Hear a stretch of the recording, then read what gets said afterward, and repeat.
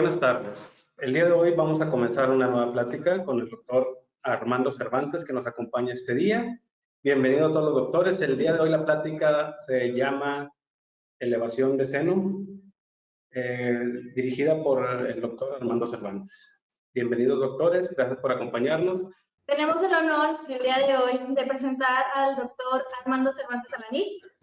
El doctor Armando es cirujano oral y maxilofacial. Es certificado adscrito al Hospital ISSSTE de Monterrey, Nuevo León. Sin más por el momento, vamos a agradecer al doctor Armando por estar el día de hoy con nosotros, por apoyarnos en la presentación de nuestro tema el día de hoy, que es elevación de seno maxilar. Y bueno, doctor. Y otra cosa más, doctores, si ustedes tienen alguna otra duda del tema que vaya a dar el doctor Armando, al final de la plática vamos a poder hacer la sección de preguntas y respuestas. Así es, le pedimos por favor que las preguntas las coloquen en los mensajes o, si en dado caso, ya hasta el final, prender el micrófono. Muchas gracias, doctores. Empezamos. Bien, vamos a empezar con nuestro tema de elevación de seno maxilar. Este tema en particular pues es parte de los continuos webinars que se están haciendo, que Hayosen está promoviendo con el fin de que todos tengamos una actualización. La verdad es que pues a la par de cómo están los tiempos, ¿no? Ahorita con esta situación del COVID, la verdad es que es muy cambiante la situación, cambia de días. Por comentarles algo, hace 2 semanas, aquí en Monterrey, Nuevo León, todos nos abocamos, los consultores que estamos viendo procedimientos de urgencia, nos abocamos a conseguir este tipo de instrumentos, que es una pistola eléctrica para pintar, el cual le colocabas un difusor y con eso producías, irrigabas tu consultorio de tal manera que se producía una sanitización. Todo esto siguiendo protocolos de la OMS, ¿no? Para recibir pacientes con alguna urgencia. Y hace 2 días la OMS saca un nuevo desplegado donde no recomienda el rociado sistemático de desinfectante. Por lo tanto, les repito, estar en continua actualización como este tipo de webinars pues nos ayuda a todos para estar actualizados, para poder tener la mejor información o la más reciente información con respecto a estos temas, ¿no? Y en este caso, bueno, vamos a hablar un tema específicamente que es la elevación de seno maxilar.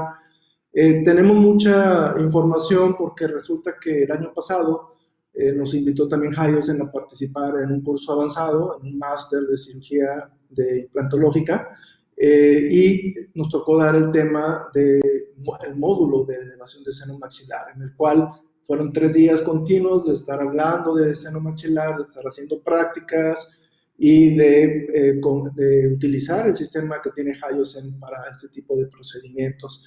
La verdad, ojalá que pronto se pueda volver a hacer ese tipo de sesiones. Y en cuanto a lo que es el tema del día de hoy, vamos a ver algunas, es mucha información para poder darle en 40 minutos. Voy a pasarme algunas diapositivas, sobre todo con el fin de poder demostrar al final, con unos videos, lo que hacemos normalmente en una cirugía de elevación de seno maxilar. Estas son algunas imágenes de embriología, donde las explicamos más concisamente en los módulos de avanzada. Vamos a ver, nos vamos a ir un poco hacia lo que es la anatomía. Anatomía quirúrgica. Nuestro seno maxilar es muy característico, participa activamente en nuestro proceso de respiración y también durante nuestro desarrollo facial está dirigido de 2 maneras: en la erupción de los órganos dentarios y en el crecimiento antero-posterior de nuestro rostro. Esto hace que tengamos diferentes formas del seno maxilar, y ustedes saben que si tenemos una pérdida temprana de un órgano dentario, vamos a tener un trastorno de neumatización, o más bien nuestro seno maxilar está agrandado. Por el contrario, si tenemos alguna obstrucción, ya sea en los cornetes, en el tabique septal, etcétera, vamos a tener un seno maxilar que está hipoplásico y que obviamente puede tener ciertas secuelas o padecimientos en nuestro paciente. Tenemos que nuestro seno maxilar es una forma piramidal. La base de esta pirámide es la pared lateral nasal, y obviamente vean la relación que tiene con respecto al piso de la órbita. Nuestro seno maxilar es una cavidad neumática que está en nuestro hueso maxilar. Obviamente esto produce que sea fácilmente que esté acumulado de ciertas secreciones por la misma respiración que nosotros tenemos. El problema con nuestro seno maxilar es que lo que es el ostium, el drenaje normalmente es muy pequeño y está en la parte del cornete medio, lo que imposibilita su drenaje o dificulta su drenaje.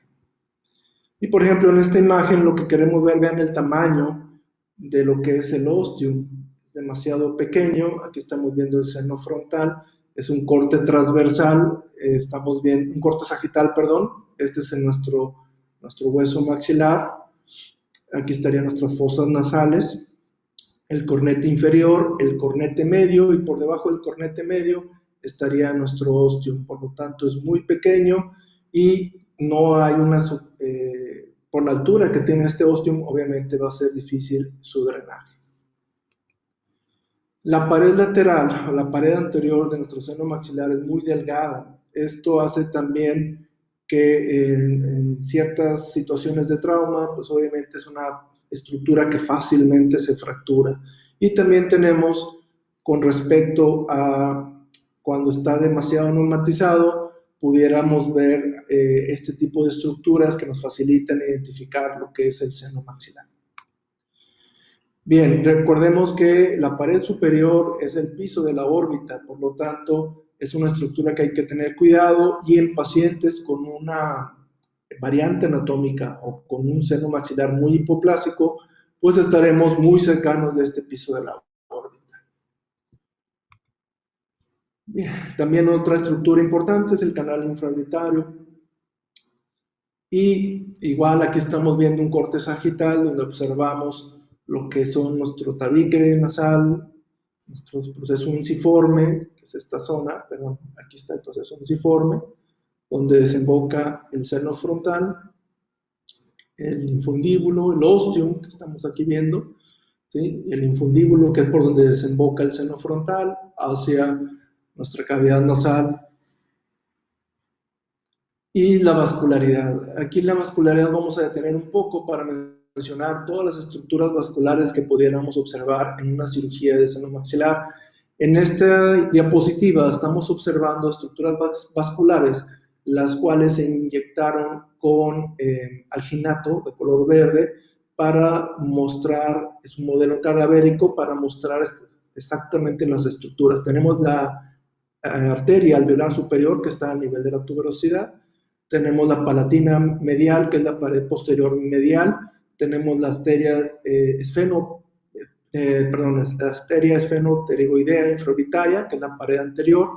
Y tenemos estas anastomosis que vamos a ver a continuación. Vean, en este caso estamos viendo este es el pómulo, este es el hueso malar. Y aquí estamos viendo su parte inferior. Vean cómo está esta estructura interna vascular.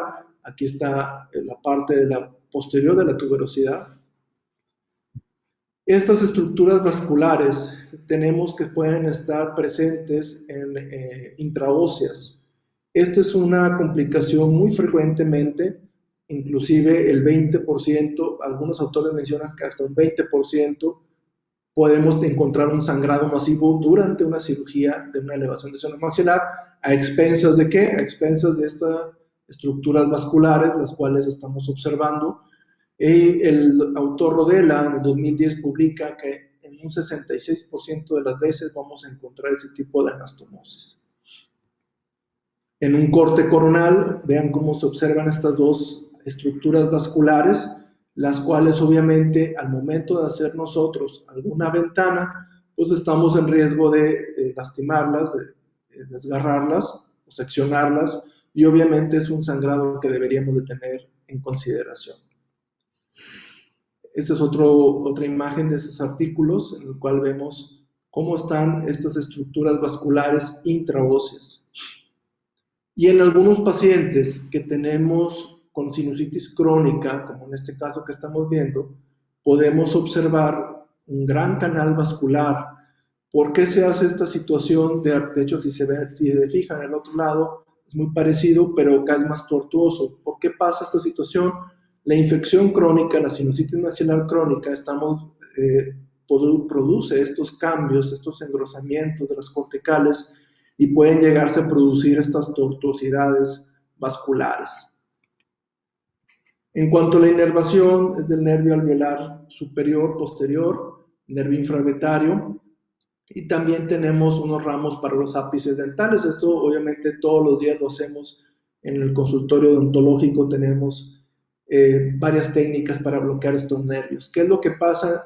Ahorita vamos a comentar estas variantes anatómicas.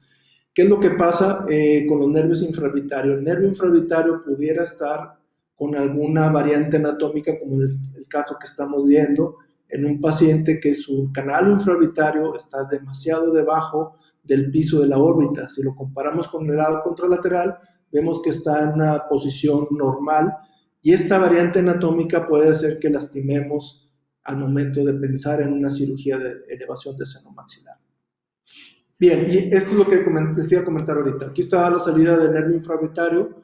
Estamos viendo unos ramos que van hacia lo que es el plexo medio y el plexo anterior del alveolar anterior, superior, y estamos viendo estos ramos. Cuando hacemos elevación de seno maxilar, que por ejemplo a nivel de premolares, por alguna situación que el seno esté demasiado neumatizado, podemos encontrarnos estos ramos. ¿Qué podemos provocar? Si nosotros hacemos una ventana ósea para poder acceder al seno maxilar, podemos llegar a lesionarlos y obviamente podemos provocar un dolor neuropático y obviamente molestar a nuestro paciente, con las secuelas que produce nuestro paciente. En cuanto a la capacidad que tiene el seno maxilar, en cuanto al volumen permisible, hay muchos autores, usualmente la mayoría de los artículos mencionan de 15 a 20 mililitros, pero los otros artículos que les estoy mostrando pueden llegar a encontrar hasta 34 milímetros cúbicos o centímetros cúbicos de líquido que pueda captar el seno maxilar. Recuerden que a mayor edad, mayor neumatización probablemente y por lo tanto más capacidad de líquido. Por eso puede haber esas variables que estamos encontrando, que estamos mostrando. En cuanto a las dimensiones, usualmente hay unas dimensiones estándares, 22 a 35 milímetros en altura, anterior, y el 38-45 en el vertical, y anteroposterior de 38-45 milímetros. Estos son usualmente muy parecidos los datos que encontramos en otros artículos. En raros casos va a haber una hipoplasia. Podemos encontrar mayores medidas, sabemos obviamente por la normatización que podemos encontrar, pero eso ya no se consideran valores normales, sino simplemente alteraciones propias de la secuela o la atrofia alveolar. Y en raros casos comentábamos que tenemos las hipoplasias. ¿Qué pasa con las hipoplasias? Una hipoplasia del seno maxilar normalmente pudiéramos llegar a confundir con una sinusitis maxilar crónica o inclusive que tengamos que creamos nosotros o pensemos nosotros que tengamos que modificar. Aquí obviamente estamos viendo una hipoplasia maxilar, una hipoplasia del seno maxilar del lado derecho en un corte coronal. Aquí estamos viendo todas las estructuras del cornete inferior, cornete medio, este es el ostium. Es un dato muy importante. Cuando nosotros vamos a valorar un seno maxilar, hay que ver que el ostium esté permeable. En este caso, el ostium no está permeable, por lo tanto, cualquier cirugía implantológica puede fracasar por la situación de que no hay un buen drenaje, el ostium no está permeable y nunca va a mejorar esa situación. Vean otras imágenes donde está la hipoplasia severa del seno maxilar del lado derecho. Ese es un corte axial en el cual estamos viendo una hipoplasia totalmente anteroposterior y medio lateral del seno maxilar del lado derecho. La prevalencia de cuántos senos unilaterales con hipoplasia vamos a encontrar, pues es muy variable, en promedio 8 o 9% de todos los casos que podríamos encontrar. En cuanto a las dimensiones, obviamente, entre menos tengamos la anteroposterior, nuestras medidas, podemos llegar a perforarlo, porque obviamente si nosotros hacemos un intento para poder modificar la altura, en este caso, pues no hay forma de que se despegue esa membrana de Schneider. Otras variantes sinusales es el espesor de la cortical. Recuerden, si tenemos una sinusitis maxilar crónica en un paciente donde haya tenido varias intervenciones o que tenga problemas obstructivos de septum o de cornetes, vamos a encontrar un agrandamiento en el espesor de la cortical. Esto es un factor a considerar, sobre todo cuando vamos a hacer el cortes o ventanas óseas que tengamos que modificar esa estructura, por lo tanto es un buen factor a considerar. Y también los tabiques. Esto de los tabiques, obviamente, el problema de los tabiques es la situación de que prácticamente si no tenemos un estudio tridimensional, no sabemos que tenemos esa estructura que está interfiriendo. Por ejemplo, en este caso tenemos tabiques secundarios a neumatización por extracciones. Vean el lado derecho, prácticamente tenemos 3 senos maxilares independientes por la tabicación que se provocó al momento de que el paciente perdió dientes a edad temprana. Por el otro lado, vean, solamente tenemos unos tabiques incompletos, los cuales no dificultan o no dificultarían la elevación del seno maxilar. La prevalencia en cuanto a los tabiques, tenemos diversos estudios. ¿De qué varía? Si ustedes están viendo esta gráfica, varía en lo que es la forma de cómo se obtuvieron estos valores, estos números. Por ejemplo, en unos se usaron estudios anatómicos con modelos cadavéricos, en otros fue la cirugía, que es muy válido, es bastante bueno ese estudio, pero creo que, por ejemplo, en el 2013 este estudio de 554 con BIMS para valorar los tabiques, la verdad es que es el que tiene mayor número, mayor estadística, y vean los números que reportan, un 58% de nuestros pacientes van a tener presencia de tabiques o septos que van a alterar o que van a impedir hacer alguna cirugía implantológica. En cuanto a si es unilateral o bilateral, aquí también es una buena cantidad de pacientes. Y el último estudio que revisamos, el 64% vamos a encontrar múltiples tabiques. En cuanto a las alturas de esos septums, aquí tenemos varios estudios. Normalmente van a estar en la área de molares, de primeros o segundos molares. La altura máxima es 36 milímetros. ¿Sí? Vean, por ejemplo, este tabique, pues sería imposible hacer una elevación de seno maxilar en este caso por el tabique tan pronunciado que tiene. Hay una clasificación, la vamos a mencionar solamente, es del Dr. Wen, es la localización. Él tiene unos criterios, hablando de la localización del septum, del tabique, el número de tabiques, el tamaño, usualmente 6 milímetros, y hacia dónde está orientado ese tabique. Vean, por ejemplo, en este caso que estamos observando, es bastante pronunciado el tabique, impide cualquier cirugía implantológica o modificación de la vida.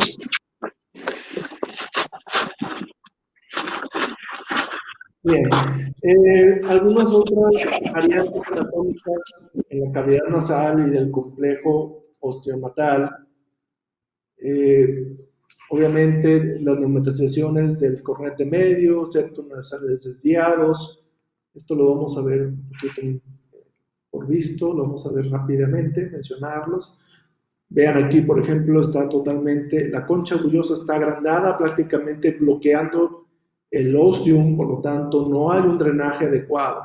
Del otro lado, el lado izquierdo, el ostium está permeable y por lo tanto aquí tenemos este lado, tiene que tratarse primero, usualmente un manejo conservador o inclusive interconsulta con otorrino y posteriormente pensar en hacer alguna cirugía implantológica.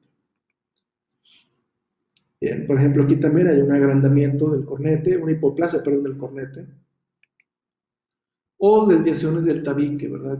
Como en este caso, el tabique está totalmente desviado, obliterando parcialmente el seno, el ósteo. En cuanto a la fisiología, aquí en la fisiología vamos a mencionar la membrana Schneider. En cuanto a las funciones del seno maxilar, es normalmente nuestro aire que inspiramos pasa primero, se calienta en el seno maxilar, se humedece y posteriormente pasa a nuestras coanas. También el seno maxilar regula la presión intranasal, también participa en la olfacción, incrementando la superficie o el área que está permitida la olfacción o que permite la olfacción, aligera el peso del cráneo, normalmente sirve como fuerza de impacto, como una bolsa de aire. Imaginemos un automóvil en el cual tiene sus bolsas de aire que sirve para amortiguar el impacto. Aquí también nuestro seno maxilar funcionaría como una bolsa de aire para absorber la fuerza del impacto e impedir que se dañe o el ojo o la base del cráneo. Y también participa en el crecimiento facial, como ya hemos dicho al principio, junto con la dentición y junto con el crecimiento facial anteroposterior y la respiración. Tenemos 4 tipos de células básicas, ahorita lo vamos a pasar un poquito más rápido. Y esta es la histología, la famosa membrana Schneider. ¿Okay? La membrana Schneider es la membrana de la mucosa que cubre la cara interna del seno maxilar. Se considera un periósteo que está superpuesto con una delgada capa de epitelio ciliado, pseudoestratificado, y un tejido conectivo altamente vascularizado. Aquí cabe mencionar un artículo publicado en el 2009 por el Dr. Kim, en el cual reporta que hay células madres mesenquimales de la membrana sinusal, la cual es, como todo el periósteo también, tienen la habilidad de formar hueso. Esto es muy importante al momento que veamos el caso clínico de mencionar lo que estamos haciendo esta técnica o la modificación a la técnica que estamos utilizando. Esa es la membrana Schneider vista en un corte histopatológico, su grosor es de 1 milímetro aproximadamente, mayor a 4 se considera patológica. Ahorita vamos a ver algunos estudios que la verdad son bastante interesantes porque miden el grosor de la membrana Schneider. La verdad esta es una clasificación muy metódica, muy detallada, en cuanto hacen parámetros con esta tomografía implantológica para medir cuánto es el grosor de la membrana Schneider. No lo vamos a meter mucho a mencionar la clasificación, pero haciendo un ejercicio, obviamente, por ejemplo, en esta que es muy delgada, pues es la que tiene más posibilidades de nosotros lesionarlas al momento de hacer una elevación de seno maxilar. Si tenemos una membrana que mida 1.2, 1.8 milímetros de grosor, es la que normalmente nos beneficia, ya que opone resistencia al momento de hacer una disección y nos facilita su elevación sin perforarla. Por ejemplo, en este caso que estamos viendo de 0.3 milímetros, es la típica membrana que entramos y se estalla, ¿verdad? Totalmente se estalla porque no tiene el grosor suficiente y prácticamente tendríamos que abortar la cirugía. Bien, en estos estudios que estamos observando, también se hicieron, por ejemplo, en modelos cadavéricos, por endoscopía y por COM-BIMS. Por COM-BIMS lo vimos por la tomografía computarizada, lo que creo que también es muy buen factor de referencia porque se mide en realidad lo que es el espesor de la membrana del seno maxilar. Vean los resultados, en promedio 1.58 milímetros, pero recuerden que hay factores que lo alteran, pacientes fumadores crónicos, pacientes con EPOC, pacientes con alguna insuficiencia respiratoria, normalmente, o alergias, tienen la tendencia a tener un grosor mayor en lo que es la membrana Schneider. Y estos son otros estudios que estamos observando con sus variables. El que más encontramos en el 2015, casi 2 milímetros de espesor en sus variables, ¿no? O algunos otros estudios, en cuanto, si se fijan, es con BIM o cadáveres, La mayoría ya los hacen por combi para medir las alturas. Más específico, por ejemplo, el 2017 que encontramos, casi 5 milímetros, es muchísimo lo que es la membrana sinusal, la membrana Schneider, pero recuerden que hay factores que la alteran. Bien. Esto de microbiología, hicimos una revisión antes de pasar a este tema, lo vamos a obviar y solamente mencionar la sinusitis maxilar crónica, que es un proceso inflamatorio que predispone a la colonización bacteriana. Son las mismas bacterias que hay en el seno maxilar usualmente, pero distinta prevalencia. Son daños repetidos a la mucosa que producen inflamación y edema, y normalmente tenemos anaerobios, bacilos gram negativos y Staphylococcus aureus. Y lo que les quería comentar es este artículo. Por mucho tiempo se pensó que estaba el seno maxilar totalmente estéril. El problema es que al momento de tomar una muestra y llevarla a cultivar, usualmente con el hisopo, pues pasábamos por la nariz y por lo tanto, por la fosa nasal, por lo tanto se contaminaba de las bacterias que había en la fosa nasal. En este artículo, publicado en 2018, hicieron varios cultivos de senos maxilares. La idea es muy buena porque lo que hicieron fue, como en las cirugías ortognáticas, lo que nosotros hacemos una osteotomía Lefort 1, se hace la fractura del maxilar y al momento de hacer la fractura del maxilar se toma con un hisopo en las paredes del seno maxilar y se lleva a cultivar. Se encontraron que sí se consideraron estériles, entre comillas, 10 senos maxilares de todos los casos que se reportaron. La mayoría obviamente hay bacterias, no, es imposible que no haya una flora microbiana en el seno maxilar. Sí se encontraron estériles, pero obviamente puede ser algún falso negativo, pero vean todas las bacterias que se encontraron. Es muy buena idea lo que hicieron estos autores en respecto a que no se pasaba por la nariz para contaminar la muestra. Entonces es bastante muy buena la idea.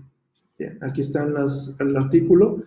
De hecho tenemos muchas referencias. Ahorita algunas las estamos pasando, como en este caso, que están aquí el artículo, y otras están viendo los libros en pequeño. ¿Okay? Aquí está esto lo vamos a pasar también porque es acerca del manejo de conotorrino. ¿Sí? Y la clasificación de los defectos, hay muchos, encontramos bastantes clasificaciones, la más antigua por el Dr. Misch, con respecto a la altura, empezando normalmente en 12 milímetros, con adecuada altura para colocar implantes, menor a 0 a 2 milímetros, de esa altura ideal, y hasta 5 milímetros es la clasificación de número 4, donde están más neumatizado, menor a 5 milímetros, mayor a 12 milímetros, suficiente altura, 10 milímetros, de 5 a 10 y totalmente atrófico, la clasificación 4. Es una clasificación básica, encontramos muchísimas. Esta es otra clasificación por el doctor Chapasco, en el cual hace esta clasificación de letras a la A, a la I, en el cual hace una diferenciación del tipo del defecto y el manejo quirúrgico. Está también muy explicada esta clasificación. Por tiempo no vamos a revisarla, pero aquí está el artículo original. Lo pueden tener ahí con alguna captura. Este es el artículo original y esa es la clasificación que le comentaba. Cada uno con su tipo de defecto y el manejo quirúrgico que el doctor Chapasco sugiere. Otro artículo que encontramos es acerca de una clasificación en base a su anchura, a lo ancho del maxilar. Aquí tenemos esta clasificación en sentido medio lateral, de 15 milímetros, 13 milímetros, etc. Esta clasificación es muy útil en el sentido de que hace una diferenciación de que si el seno maxilar es estrecho, muy ancho. Ahorita vamos a ver. Esta también es otra clasificación, también utilizando el ancho del seno maxilar. Sí, este es el artículo. y combinándolo con sentido vertical, el residual bond height, para también hacer una clasificación más, con fines más prácticos, más clínicos. Aquí está la clasificación, combinándolo. Este es el artículo que encontramos. Les digo, todos los artículos están aquí, lo pueden tomar un screenshot, tenerlo a la mano. Aquí está la clasificación. Y esta habla del contorno. Esta clasificación de un artículo publicado en 2017 con respecto al contorno y al momento de hacer una cirugía. ¿Okay? Bueno, encontramos muchas clasificaciones. Este es el contorno, en el cual que aquí hay un receso lateral, receso posterior, o medial, receso medial y receso lateral, en este sentido. Esto lo vamos a pasar un poquito. Vean todas las clasificaciones que encontramos. A sus conclusiones. ¿Sí? Y aquí tenemos, vamos a mencionar esto. El seno maxilar ancho. El seno maxilar ancho va a favorecer un abordaje lateral por la misma estructura que tiene, pero va a ser difícil alcanzar la pared medial, por lo tanto sería a veces, es el típico caso que nos falta rellenar la pared posterior o la pared lateral nasal, por lo tanto no rellenamos adecuadamente el seno maxilar. Y un seno maxilar estrecho va a favorecer el abordaje crestal, pero tendríamos dificultad al momento de elevar la membrana de Schneider en su parte inferior, pero obviamente es más fácil colocar un injerto en sentido lateral. Bien, vamos a hablar un poquito de principios quirúrgicos básicos. Aquí, perdón, quiero hacer un comentario con respecto a estos tiempos que estamos viendo con el COVID nuevamente. Nosotros como odontólogos usualmente a la mayoría ya estamos habituados a trabajar con bata desechable, con alguna careta, pero creo que ahora va a ser casi obligatorio. Muchos pacientes están preguntando, inclusive nos hablan para preguntar si utilizamos estas barreras. Obviamente ya es algo que nosotros lo hacemos de rutina, pero mi comentario va de que esas barreras no son tanto para el paciente, la verdad es que las barreras son para nosotros. O sea, las barreras son para que nosotros podamos hacer nuestro trabajo sin o disminuir el riesgo de algún contagio de infección viral. Por lo tanto, por ejemplo, aquí en la Facultad de Odontología, la Universidad Autónoma de Nuevo León, es muy común que a los alumnos se les solicite o se les pida usar bata desechable, usar su careta, usar sus cubrebocas, tratar de no tocar con sus guantes otras cosas, pero a veces todos nos relajamos y nos ha tocado ver que con los mismos guantes que están trabajando con el paciente, contestan el teléfono celular o hacen otras maniobras y por lo tanto, pues eso es una contaminación cruzada. Obviamente la idea es que nos acostumbremos a trabajar de una mejor manera con reglas de asepsia y antisepsia.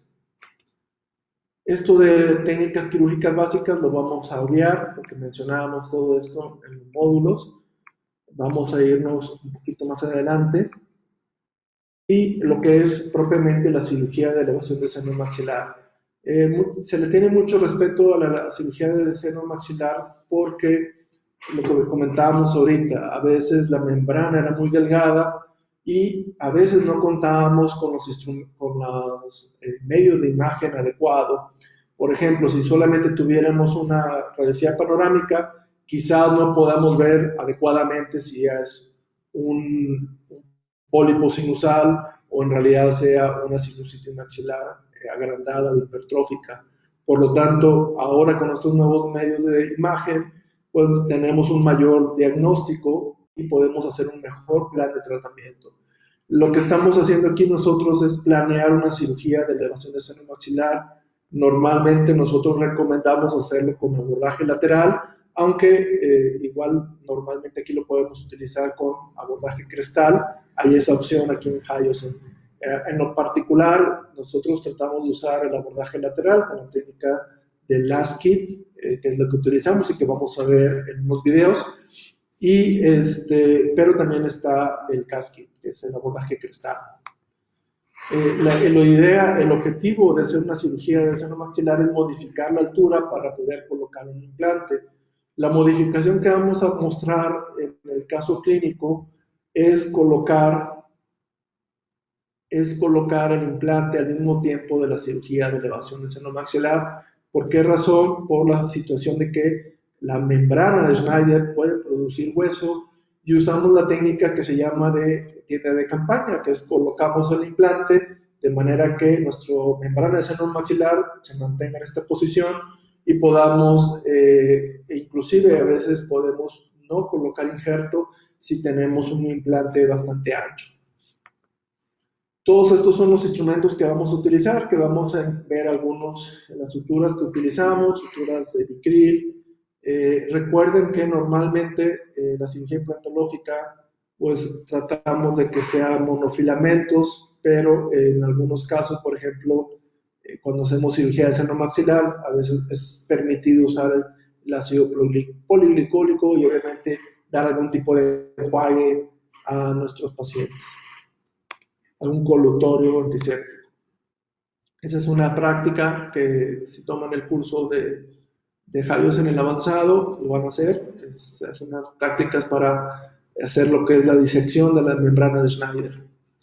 Estos son modelos anatómicos que los tiene aquí Javios, en los cuales es la elevación del seno maxilar para que sea más didáctica. O lo pueden buscar, creo que en Amazon los tienen. Estos son los instrumentos, algunos instrumentos que tenemos aquí a la mano. Comentaba, ahorita lo van a ver en el video, normalmente nosotros hacemos una disección del seno maxilar. La mayoría de los autores mencionan que se empieza por la parte inferior de la ventana, como estamos observando aquí. En nuestro punto de vista, lo que nos ha ayudado en estos años es hacerlo al revés, de lateral. Empezamos lateral, despegar lateral, ¿sí? O superior lateral, de tal manera que después nos vamos hacia la zona de más resistencia.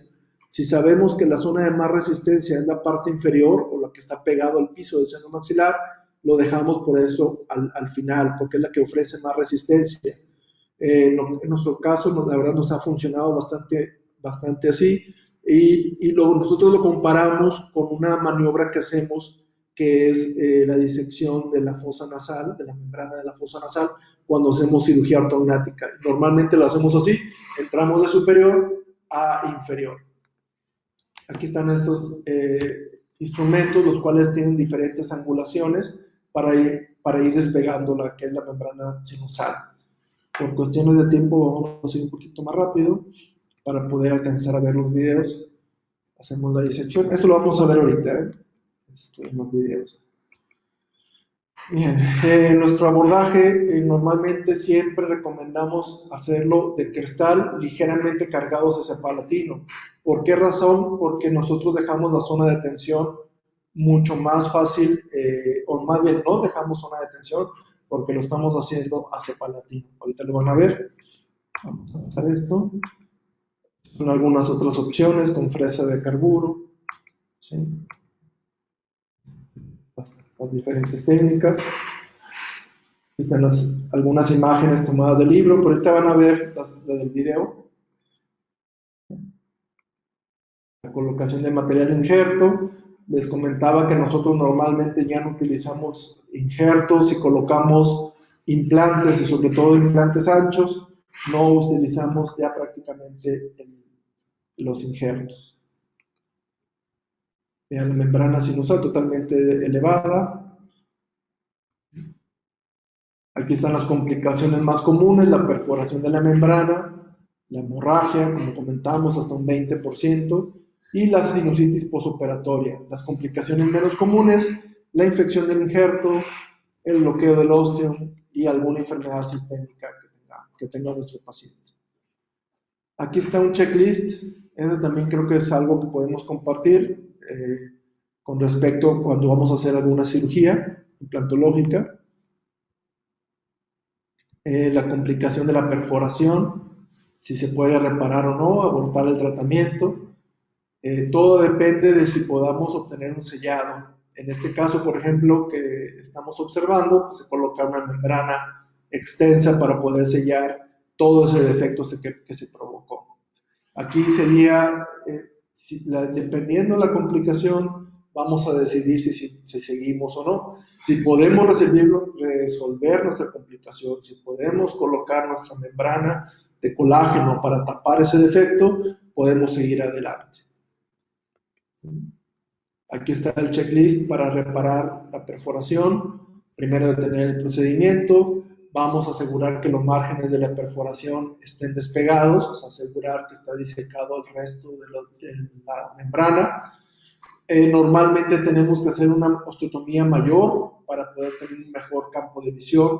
Usar membranas absorbibles. Si no se puede reparar, pues obviamente la última opción sería detener el tratamiento y revalorar y esperar al menos 8 semanas. Y obviamente a lo mejor valoración por otorrino, que también lo podemos comentar. Estas son las complicaciones del abordaje lateral, el bloqueo del ostium, que se nos pase el material a zonas donde no queríamos, o que se expulse a través de la fosa nasal. Si se expulsa a través de la fosa nasal, quiere decir que hay una comunicación que no se cerró, que está perforada la membrana y que obviamente se está contaminando el material. Y la complicación severa es el desplazamiento del implante. Un implante que al momento de estar colocando, les tengo que comentar, a mí sí me pasó en realidad, una vez estamos en una elevación de seno maxilar y al mismo tiempo colocación del implante, y por tratar de bajar el implante que quedara lo más cristal posible, pues obviamente hizo un efecto de vacío y el seno maxilar lo desplazamos del implante al seno maxilar y obviamente tuvimos que retirarlo, ampliar la ventana, etc. Bien, aquí está también las complicaciones de las arterias, las complicaciones vasculares. Otro tipo de complicaciones que son posoperatorias tempranas y posoperatorias tardías. Las condiciones médicas que hay que revisar, las condiciones de otorrino que hay que revisar, quistes, mucoceles, pólipos, tabiques, sinusitis, la membrana, el espesor de la membrana, y si el paciente había tenido un tratamiento previo de cirugía. Esto lo vamos a pasar. Indicaciones preoperatorias, indicaciones posoperatorias. Normalmente es una de las, todas sabemos estas instrucciones o indicaciones, pero una de las importantes es tratar de no estornudar o tratar de no levantar cosas pesadas o tratar de no hacer maniobra de Valsalva, que es apretar nuestras fosas nasales e insuflar aire. Eso no se recomienda hacerlo porque obviamente aumentaría la presión intranasal y se rompería la membrana sinusal. Otra de las indicaciones, normalmente recomendamos algunos manejos con clorhexidina. Hay muchas marcas, a nosotros en particular nos gusta mucho lo que es la clorhexidina, el Bexident Post. Bien, vamos a irnos un poquito más adelante para ver el caso clínico. Okay. Nosotros estamos ubicados en la ciudad de Monterrey, Nuevo León, y como muchos de ustedes atienden pacientes de turismo médico, llámese Puerto Vallarta, Tijuana, Cancún, zonas donde hay gran turismo médico, ya sea por frontera o por destino vacacional. Sabemos que mucha cantidad de gente, ya sea paisanos que viven en Estados Unidos o gente de Estados Unidos, llega a la consulta a aprovechar a atenderse este tipo de cirugías implantológicas. Normalmente, por eso les comentaba en los módulos, cuando veíamos el módulo de Hyosen, pues que a veces la cirugía de elevación del seno no es tan fácil programarla, porque usualmente el paciente llega y quiere atención inmediata. Este es el caso que les voy a mostrar que pasó, lo que pasó normalmente. Llega a la consulta, la paciente ya quiere atenderse lo más pronto posible porque se regresa a Estados Unidos. Entonces se hace un plan de rehabilitación y ella quiere atacar la zona más grande, ¿no? Porque obviamente vemos que hay muchas zonas o áreas de oportunidad. Es una paciente con múltiples obturaciones metálicas, las cuales obviamente están desgastadas y hoy dan datos de bruxismo. Hablamos con rehabilitación y nos comenta que tratar de colocar estos 4 implantes con el fin de distribuir mejor las cargas o inclusive, como vamos a colocar un implante al mismo tiempo en la elevación de seno maxilar, quizás ese implante se pueda quedar sumergido y dejarlo para una segunda fase. Eso es lo que comentábamos con ella. Ella acepta el plan de tratamiento, llega un lunes y la operamos un martes. Estos son los instrumentos que tenemos que vamos a utilizar. Estos instrumentos ya vienen en su kit de last kit para poder hacer la elevación de seno maxilar y vamos a empezar nuestro caso clínico.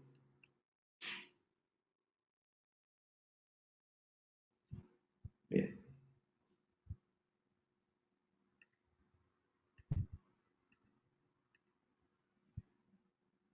Aquí vamos a ver estos videos. Colgajo, en esta ocasión es un colgajo amplio porque vamos a colocar varios implantes. Vamos a hacer una cajuela, como recuerdan, como en las sesiones, y la cajuela va a ir bordeando la parte palatina para dejar la zona de tensión en paladar. Vamos a hacer como si fuera una cajuela, totalmente apoyados en palatino. Queremos que vean el diseño del colgajo. Previamente ya habíamos habíamos hecho una hidrodisección con nuestra anestesia.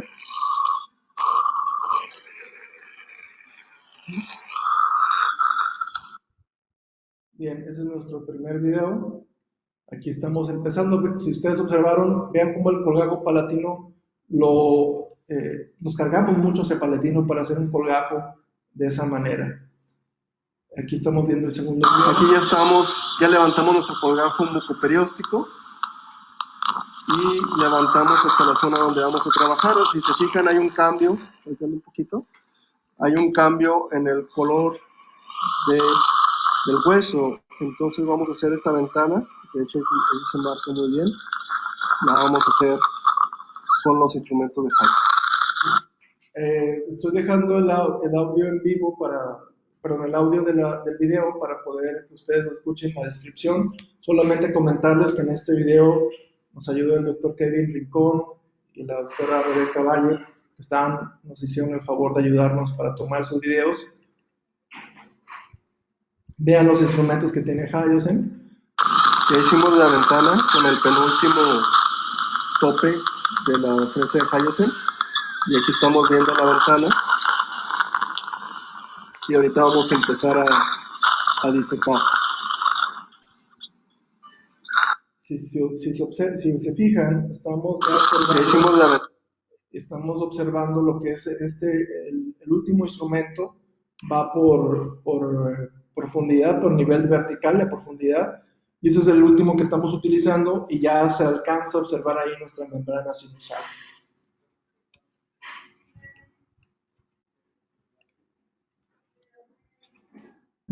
Vamos a nuestro siguiente video. Comentábamos en clase, normalmente primero empezamos de las paredes superior a inferior. Ya estamos viendo, hay un poco de resistencia, pero vamos entrando, si se fijan, va entrando el instrumento y antes de irnos al piso vamos a hacer lo mismo del otro lado. Si se fijan, ya estamos creando espacio. Vamos a cambiar de animación. Okay. Y aquí estamos, se ve muy bien cómo estamos creando espacio. Les decía que normalmente empezamos de arriba y luego hacia abajo. Ahí todavía no hemos hecho nada hacia abajo. Si se fijan, poco a poco vamos a girar, jalamos aire.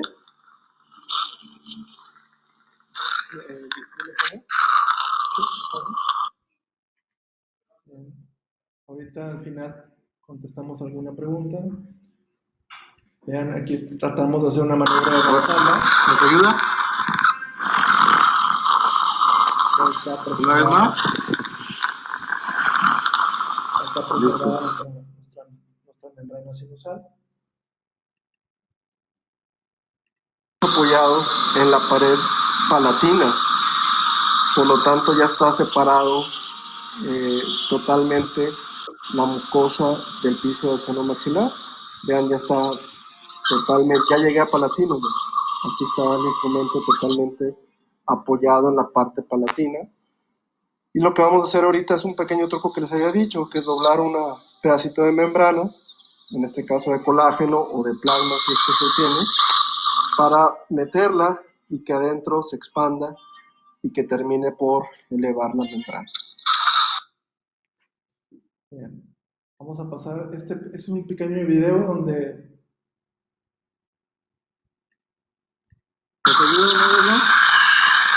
Está preservada sin perforación del seno maxilar. Y ya por eso decidimos colocar la membrana de colágeno.